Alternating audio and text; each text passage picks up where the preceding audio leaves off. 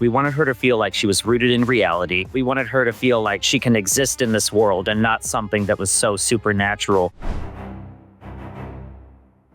Everything that we think about when it comes to a stereotypical horror movie villain, do the opposite. And, instead of this big, crazy makeup, when you first think of Gladys, you think almost kind of this drag makeup. But instead of her putting it on, it was almost more in this constant state of degradation and breaking down, which gave it a little bit more of an eerie vibe. So once we started to realize that that was kind of the direction we were going, I believe it was easier to draw real world references from there. A big one for us, of course, being Diane Arbus, Cindy Sherman, kind of that weird asymmetrical vibe that something wasn't quite right.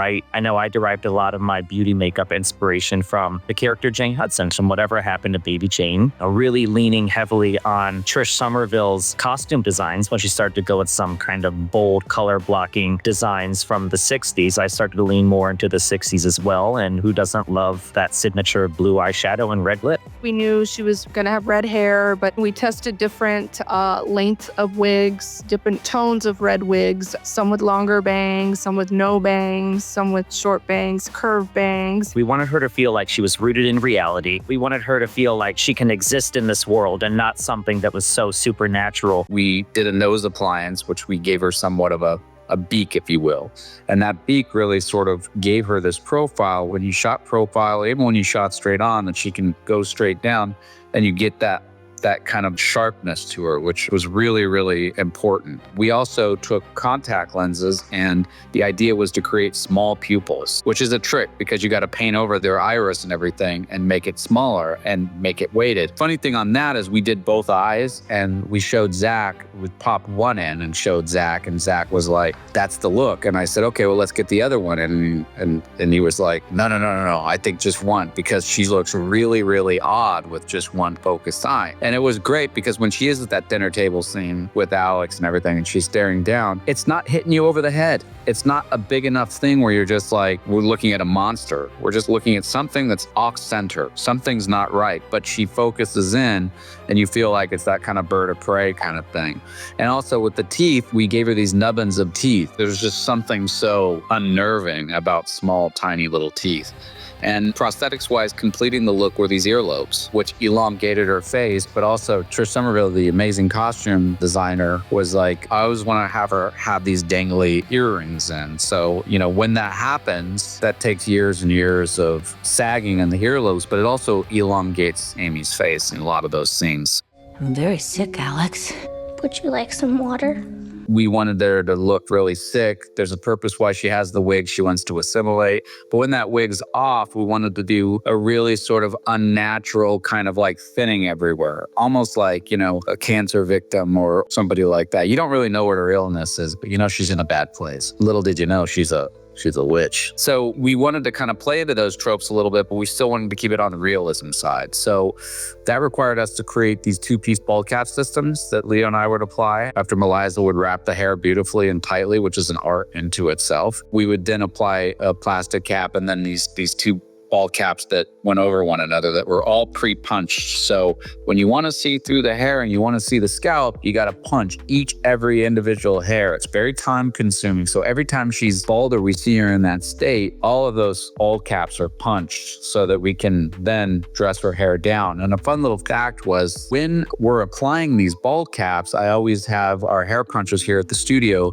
make sure that we braid these in segments. So it's like they'll take this segment and braid it, this segment and braid it. It looks very bizarre, but I'm going to take it all down when I'm done applying it so it's not in our way with the glue and everything.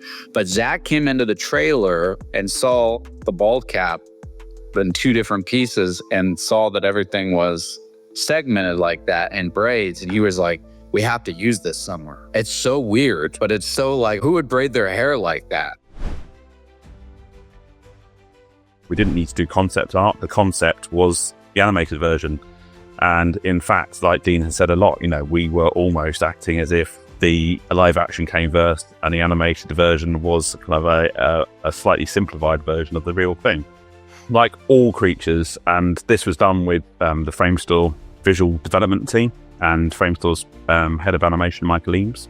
we just approach stuff by just looking at real things, real animals. They had looked at salamanders and lizards and manta rays for the wings, looking at black panthers, the cat videos, all those sort of things for his character, and also some of his anatomy. One of the biggest challenges was how his jet blackness, because there's not much in nature that is actually jet black. So we were looking at, references of snakes and lizards that are kind of blackish, but we started introducing just small things like flesh colors around little bits under the nose, a bit on the belly, bits between all the scales on the head. We added iridescence and all that sort of stuff.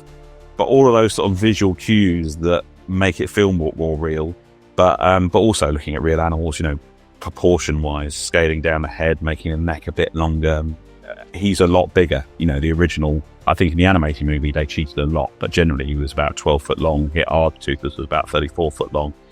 And we looked at bats for the wings, and the architecture of the wings. He had about a 70-foot wingspan in our film. So we were looking at skulls and skeletons and whether he, should he have two scapulars? Should he have a single scapula because he's got a wing and legs? Should his eyes just be normal size? Definitely no. We wanted Hiccup to feel like he was a jockey on a horse, moving with the creature, and so that required a lot of thinking about how technically we were going to get that part of Mason Thames so that we could marry it with a digital dragon.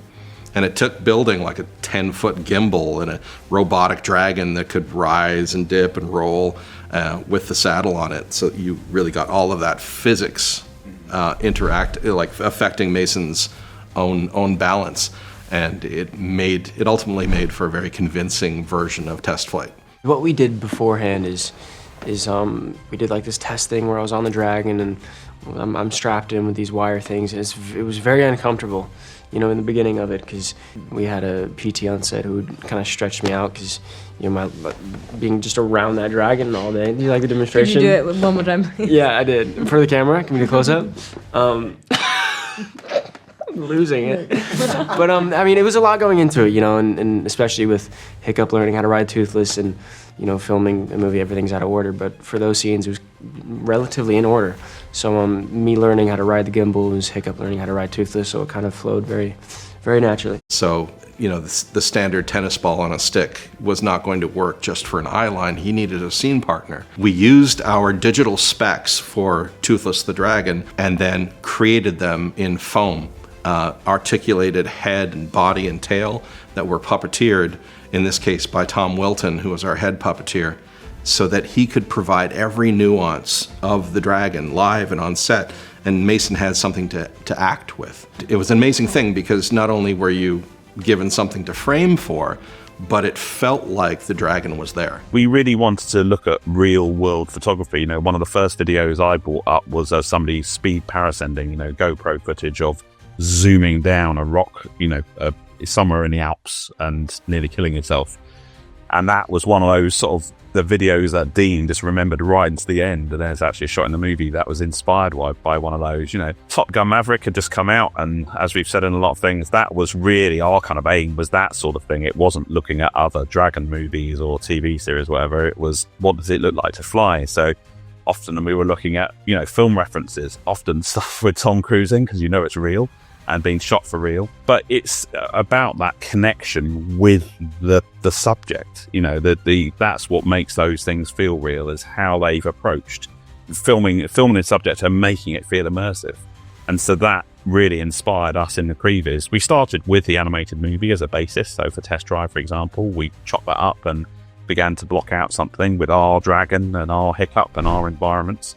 And then we began to sort of, let's change the lens to our lens pack. Let's begin to explore maybe sort of long lens. So we started by, looking at things like helicopter photography, and often stuff can feel very real if it's long lens. So you get a lot of wrap and a lot of compression. So you get a lot of separation of the landscape and the subject. Connecting, how could we connect the camera to like a bonnet mount on a camera or a pillion mount on a motorbike?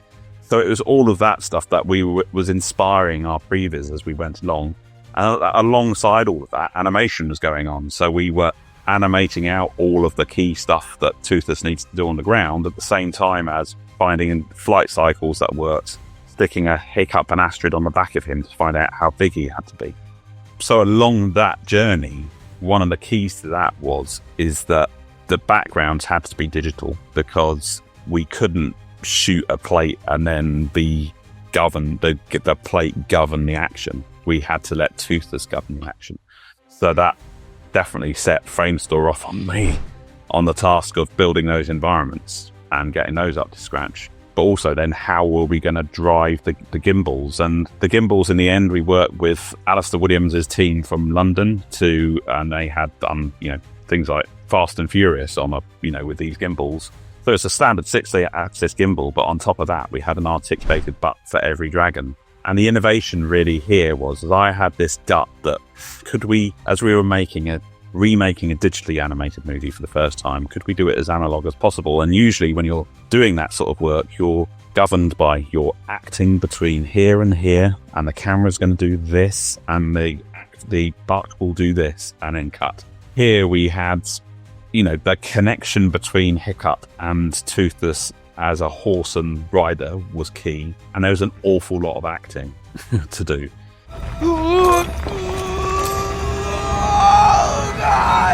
So working with SFX, we sent them our Hiccup model, our Toothless model, and Hiccup model probably, but Toothless model, and started sending animation cycles over there. And then when they could show that actually it was obeying the fight motion that we had animated, then they were physically built, and then every rig went through its paces in Belfast. But you could basically, the 6-axis gave the body movement, the top part gave the sort of articulation of so even designing Hiccup saddle with Dave Cheeseman, the prop master, we added a collar so that Mason would hold onto the collar by the head, which would drive his body up and down. As if he held onto a saddle, he'd just be moving as a single point. So we wanted that articulation to move through him. So we could control those separately. We could play different cycles on the top and bottom bit. We could puppeteer them live with a Waldo system. So that meant on the day, we could look at a setup and go, right, this is going to be the Toothless flight to glide cycle. We're going to try that at 70% speed, and let's see what it does there. And then and then rehearsal 2. Did you see when Mason did that turn there? Right, can we actually now, when you see him do that, can we bank Toothless? Can you actually, when he says that line, can you jolt him a bit so that actually Mason suddenly goes, And so all that very organic, usual way of filmmaking we could apply to this, controlled mechanical dragon. Season 4, even though the brief was to create a pretty much fully practical character, we always had these conversations about his left hand when he's attacking people and he's piercing people's skulls with his fingers. Chances are he won't be wearing his mechanical hand. There's probably, depending on how the mechanical hand reads and looks on camera, they may be replacing that for some shots. So that was always a conversation. We were always going to be losing Jamie's nose. So we had a black painted nose with little white tracking markers painted on there. We spoke in depth about the movements of the vines. And I know they developed software on season 4, which rather than completely reanimating the makeup, it took the actual shapes and forms and gave them a very subtle movement. So everything felt like there was a fluidity to it. With season 5, it was a really different brief with Jamie. So what we call 2.0, Vecna 2.0. We knew Vecna was coming back bigger, badder, worse than ever, and there was only one direction he could go. So we spoke quite a lot with Betsy Patterson, the visual effects supervisor on season 5, about what is the marriage, what is the balance between practical and visual effects. The Duffers were still very adamant that they wanted Jamie's performance head and shoulders. They wanted his reaction, his facial reaction, all his own dialogue, his eyes. They wanted that to be Jamie's performance. So from day one, we knew we'd be definitely doing head and shoulders. We also did a practical right hand makeup for him as well, because we knew he'd be interacting an awful lot with the rest of the cast. And really from kind of like the collarbone down, we knew that there would be a lot of visual effects. We spoke about maybe doing some practical elements to the body, but we always have to kind of weigh up what can we bring to the table which is going to help visual effects in post-production, but what else could impede them and might be negative. We decided pretty much that we just made this skin-tight cat suit with a digitally printed texture all over, which was basically a marriage of Vecna and the Upside Down and Vines, which was basically for reference for them on the day. And then we made some little pads which went under Jamie's arms, so they kind of outstretched his arms to give him the gait of the actual size and shape of what his character would be. It was just a really lovely combination and collaboration with visual effects. It was a huge undertaking for Jamie, bless his heart. The first time we tested unpainted appliances in the UK, we flew him over once we'd cast out appliances, because again, this was around the time we were trying to figure out the translucencies of the pieces. So we cast out all the appliances and Jamie came over and we glued everything to him, and he just looked like this really odd, unpainted, monochromatic sort of version of Vecna. But everything fit, everything overlapped. It was very much a test for us, but very much a test for Jamie, so he could get used to the weight of everything as well, because we have a cowl piece that comes on, covers his shoulders, and just the neck and cowl alone is about 8 to 10 kilos. And then he has face pieces, his chest pieces are probably the best part of about 6 kilos each. The back's the same, everything weighs so much. So it was really a test for us to get him into it so we could get the actual feel of it. And we tried the mechanical hand, which interestingly enough, that first ever test we did, the fingers were actually much longer. That was really the only note we got from the duffers after doing that first test was, I think we need to reduce the length of the fingers, even though they need to be extended. And then we glued all these pieces to a former, pre-artworked everything, so we knew what the paint job was going to be. And then the next step was we flew to Atlanta, and it was a Saturday that we did a camera test on Jamie with the intention of our first shoot day being the following Wednesday. And even though Matt and Ross Duffer had approved everything, all the stages we'd shown them the first time, this was actually going to be the first physical time that they'd see Jamie in the flesh, all pre-artworked and painted. And that first test day was about 8 to 9 hours, gluing it all on and then airbrushing all over the seams, getting everything blended in. Fortunately, we stepped on set and we had a fantastic response from the duffers and the producers, and Jamie was delighted, and it was a huge sigh of relief. So we then had our first shoot day, I think on the Wednesday, season 4. I think it was when Chrissy, was the first victim. And then we didn't shoot till the following spring. So we had to build all the appliances for the shoot. We have a complete set of molds of all these pieces. It's about 25 different appliances. For every single shoot day that Jamie was playing, we would need duplicate appliances, because at the end of the day, the pieces get destroyed with mineral oil. So I think he shot for 25 days, I think, in total. So we had to create 26, 27 pieces, so we had backup sets as well. So it's this huge production line and a team of silicon technicians, mold makers and art finishers and painters that just create this huge laborious set of pieces for Vecna. How do you take the creatures and make sure that they still have that level of physicality that an animatronic might have? So we came up with a list of commandments at the beginning of the film. And one of the first ones Gareth had for us was, he didn't ever say, "Thou shalt not." But we were never allowed to do any animation of a dinosaur unless we had some real reference of a real animal performing that we used as reference. And now it sounds weird because there are no dinosaurs to use for reference anymore. But it was not always about find a T-Rex and then try and match it to, I don't know what you'd even match a T-Rex animation to. But it was about trying to find an emotional performance or a physical behavior that a creature in the real world has that we can use to drive the emotional, physical, and reactive behavior of our dinosaurs. And so it's not a technical development, but it's a workflow that we adopted, which I felt gave our dinosaurs a sort of credibility as a real animal that we'd never had in the Jurassic films before. I said to Gareth when he first said it to me, I was like, but we don't have T-Rexes yet. How do you get a bit of reference for a T-Rex? And, part of that's just the science. We actually look at fossil records of dinosaurs or any real animals, and you can see where ligaments attach on the bones. There are marks on the skeletal details. So you understand the body mechanics of it, and you can get a really good idea of how they move. And we worked with Steve Brissati, our paleontologist, to help get a better understanding of the latest thinking about T-Rex and its pose or a Spinosaur. But then in terms of what animals do you reference, I think in two different ways. You're like, okay, maybe a T-Rex, what could you think? An elephant, fine. An elephant moves with a certain gait and a certain weight that maybe you learn something from an elephant. But Garen said it's not necessarily about the way they move. It could just be about the way they react to something, or about the emotion that you can see in that creature in that particular moment. So if you needed to get something where an animal was looking scared or a dinosaur was startled by something, you'd look for a reference of a large creature that was being startled and try and lean into the character of that performance when you're using it as reference. Other creatures are a little easier. It might be that we had a quadrupedal lizard, so you can actually look at alligators or crocodiles or giant Japanese salamanders. Or there's a sequence in the movie where the Mutodon traps our protagonists inside a gas station and it's ramming its head against the doors trying to get in. And the team actually found reference of a goat trying to ram its head into a door and doing exactly the same sort of thing. And so it serves a couple of different purposes. It helps us show Gareth something and he says, oh no, that's the right thing. But also he stopped questioning the way we were animating something because he knew we were using something real to refer to. So our sort of approval process in the animation was much better. And yeah, it ended up being a really good tool that we used.